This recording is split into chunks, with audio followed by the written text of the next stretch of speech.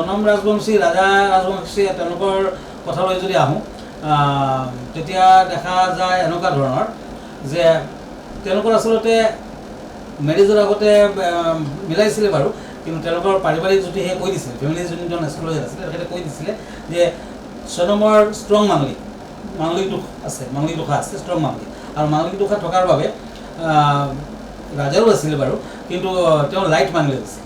গতিকে তেওঁলোকৰ ভালদৰে মাংগলিকৰ পূজা পাতল কৰাৰ পাছতে বিয়াখন পাতিব লাগিছিলে। আচলতে মাংগলিকৰ পূজা পাতলৰ বিভিন্ন ধৰণৰ নিয়ম আছে। কিছুমানে নাৰায়ণ শিলৰ লগত আগতে ছোৱালীজনী বিয়া কৰায়, কিছুমানে গছৰ লগত বিয়া পাতি দিয়ে, তাৰ পাছতে আচল বিয়াখন পাতিব লাগে।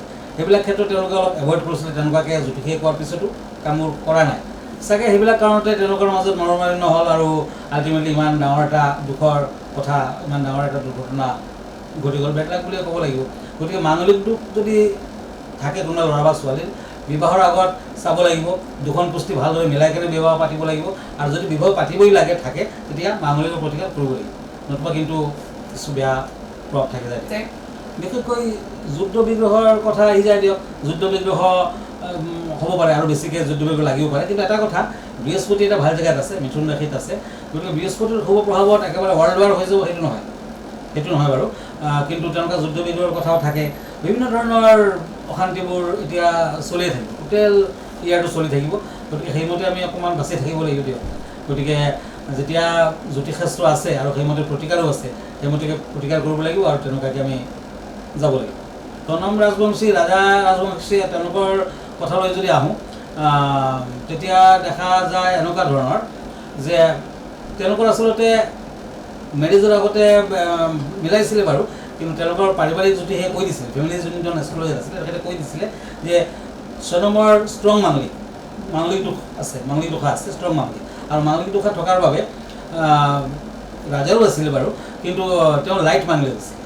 গতিকে তেওঁলোকৰ ভালদৰে মাংগলিকৰ পূজা পাতল কৰাৰ পাছতে বিয়াখন পাতিব লাগিছিলে। আচলতে মাংগলিকৰ পূজা পাতলৰ বিভিন্ন ধৰণৰ নিয়ম আছে। কিছুমানে নাৰায়ণ শিলৰ লগত আগতে ছোৱালীজনী বিয়া কৰায়, কিছুমানে গছৰ লগত বিয়া পাতি দিয়ে, তাৰ পাছতে আচল বিয়াখন পাতিব লাগে। সেইবিলাক ক্ষেত্ৰত তেওঁলোকে অলপ এভইড কৰিছিলে, তেনেকুৱাকৈ জ্যোতিষীয়ে কোৱাৰ পিছতো কামবোৰ কৰা নাই চাগে। সেইবিলাক কাৰণতে তেওঁলোকৰ মাজত মনোমালিন্য হ'ল আৰু আল্টিমেটলি ইমান ডাঙৰ এটা দুখৰ কথা, ইমান ডাঙৰ এটা দুৰ্ঘটনা ঘটি গ'ল, বেকলাক বুলিয়ে ক'ব লাগিব। গতিকে মাংগলিক দুখ যদি থাকে কোনোবা ল'ৰা বা ছোৱালীৰ, বিবাহৰ আগত চাব লাগিব, দুখন পুষ্টি ভালদৰে মিলাই কেনে বিবাহ পাতিব লাগিব, আৰু যদি বিবাহ পাতিবই লাগে থাকে তেতিয়া মাংগলিকৰ প্ৰতিকাৰ কৰিব লাগিব, নতুবা কিন্তু কিছু বেয়া প্ৰভাৱ থাকি যায়। বিশেষকৈ যুদ্ধ বিগ্ৰহৰ কথা আহি যায় দিয়ক। যুদ্ধ বিগ্ৰহ হ'ব পাৰে, আৰু বেছিকৈ যুদ্ধ বিগ্ৰহ লাগিব পাৰে, কিন্তু এটা কথা, বৃহস্পতি এটা ভাল জেগাত আছে, মিথুন ৰাশিত আছে। গতিকে বৃহস্পতিৰ শুভ প্ৰভাৱত একেবাৰে ৱৰ্ল্ড ৱাৰ হৈ যাব সেইটো নহয় বাৰু, কিন্তু তেওঁলোকে যুদ্ধ বিগ্ৰহৰ কথাও থাকে। বিভিন্ন ধৰণৰ অশান্তিবোৰ এতিয়া চলিয়ে থাকিব, টোটেল ইয়াৰটো চলি থাকিব। গতিকে সেইমতে আমি অকণমান বাচি থাকিব লাগিব দিয়ক। গতিকে যেতিয়া জ্যোতিষশাস্ত্ৰ আছে আৰু সেইমতে প্ৰতিকাৰো আছে, সেইমতে প্ৰতিকাৰ কৰিব লাগিব, আৰু তেনেকুৱাকৈ আমি যাব লাগিব।